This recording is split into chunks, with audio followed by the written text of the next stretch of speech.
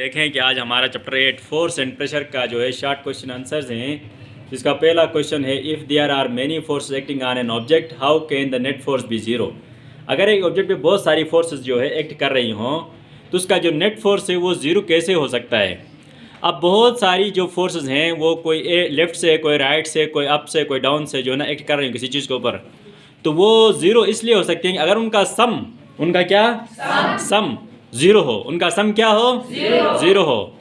For example ये जो board है इसके ऊपर जो है यहाँ से 5 न्यूटन फोर्स अमल कर रही हो और डाउन से भी 5, लेफ्ट से भी 5, राइट से भी 5 कर रही हो, तो इसमें जो टोटल फोर्स सम होगा वो ज़ीरो होगा ना। ठीक है, क्योंकि सारी फोर्स एक दूसरे को क्या करेंगे, कैंसिल करेंगे। सारी फोर्स एक दूसरे को क्या करेंगे, जिसकी वजह से इसके ऊपर जो है ना ये फोर्स बैलेंस फोर्स भी कहलाती है। ये फोर्स क्या कहलाती हैं, if all the forces are balanced or their sum is balanced या ज़ीरो हो, बैलेंस का मतलब भी वही ज़ीरो हो, then the net force can be zero. समझ में आ गया। दूसरा क्वेश्चन है why stepping of high heel shoe hurts more than a flat shoe. यानी कि जो हाई हील जो औरतें पहनती हैं ना, लड़कियां हाई हील शूज़ पहनती हैं, वो अगर किसी के पाँव पे पड़ जाए तो उस पर ज़्यादा दर्द होता है। अगर किसी का फ्लैट शू हो, हाई हील ना हो, तो वो पड़ जाए तो उस पर कम दर्द होता है। तो उसकी वजह क्या होती है कि वो हाई हील जो है उस हील में जो है जो प्रेशर है, सरफेस एरिया कम है और प्रेशर एक पॉइंट पे ज़्यादा पड़ रहा है, तो जिसकी वजह से जो है उसका हर्ट ज़्यादा होता है। उसका हर्ट क्या होता है, और फ्लैट शू में जो चूँकि सरफेस एरिया ज़्यादा होता है तो जो प्रेशर है वो बड़े से एरिया में लगता है, जिसकी वजह से हर्ट कम होता है। Because the high heel shoe exerts more pressure on a small area as compared to flat shoe. That's why high heel hurts more. समझ में आ गया। जी सर। अगला पॉइंट है explain why objects moving in fluids must have special shapes. यानी कि आप कोई भी जो ऑब्जेक्ट है, ये जो हमारे बड़े बड़े शिप्स हैं, वो जो है ना फ्लूइड में या लिक्विड में तैरते हैं तो उनका खास शेप बनाया जाता है। अगर एक बड़ा शिप है वो जो है दरिया में या समंदर में तैरता है तो उसका शेप ऐसा बनाया जाता है जिससे उसका बॉयंट फोर्स जो है ना वो ज़्यादा लगे। अदरवाइज आप एक ब्लॉक ऑफ आयरन या कोई एक चीज़ हो उसको ऐसे ही समंदर में फेंको विदाउट शेप के, विदाउट प्रॉपर शेप के, तो वो जैसे सिंक कर जाएगा, वो क्या हो जाएगा। अब ये जो इनका प्रॉपर शेप है ना, ये इनको जो है बॉयंट फोर्स ज़्यादा बनाता है, जिसकी वजह से उनका जो वेट के जो है ना वेट से ज़्यादा, वो शिप के वेट से ज़्यादा बॉयंट फोर्स पैदा हो जाती है, जिसकी वजह से वो तैरता है, जिसकी वजह से वो क्या करता है, तैरता है। ठीक है, तो ये रूल भी है कि अगर बॉयंट फोर्स जो है वो किसी ऑब्जेक्ट के वेट से ज़्यादा हो तो वो that will rise to the surface, that will rise to the upper surface में आएगा और फ्लोट करेगा। अगर वो उसके वेट से कम हो तो वो सिंक करेगा। अगर वो उसके वेट के इक्वल हो तो वो उस पानी के मिडिल में जो है ना वो फ्लोट करेगा। जैसे अगला क्वेश्चन में हमारे लिए फिश का आ रहा है, because it is the shape that produces more buoyant force या buoyant force कहेंगे इसको हम। ठीक है, buoyant force या buoyant force which help the object to float otherwise it will sink in the fluid। यानी कि ये जो शेप ही है जो उसको जो है तैरने में मदद करता है, वरना वो जो है पानी में क्या हो सकता है, डूब सकता है। ठीक है, consider 2 identical pails of water filled to the brim. पानी की 2 टैंक्स हैं जिनको जो है क्या कहते हैं, उनके किनारे तक जो है फिल किया गया है। One pail contains only water and other has a piece of wood floating in it.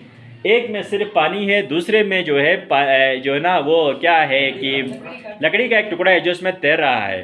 तो विच पेल हैज़ द ग्रेटर वेट, तो किस पेल का जो है वेट या वजन ज़्यादा होगा। अब एक दोनों का क्या होगा, वजह क्या होगा कि जिस पेल के अंदर हमने लकड़ी का टुकड़ा डाला है तो अकॉर्डिंग टू बायंसी वो ये रूल है कि वो लकड़ी ने अपने वेट के बराबर पानी जो है वो बाहर डिस्प्लेस किया, पानी बाहर क्या किया।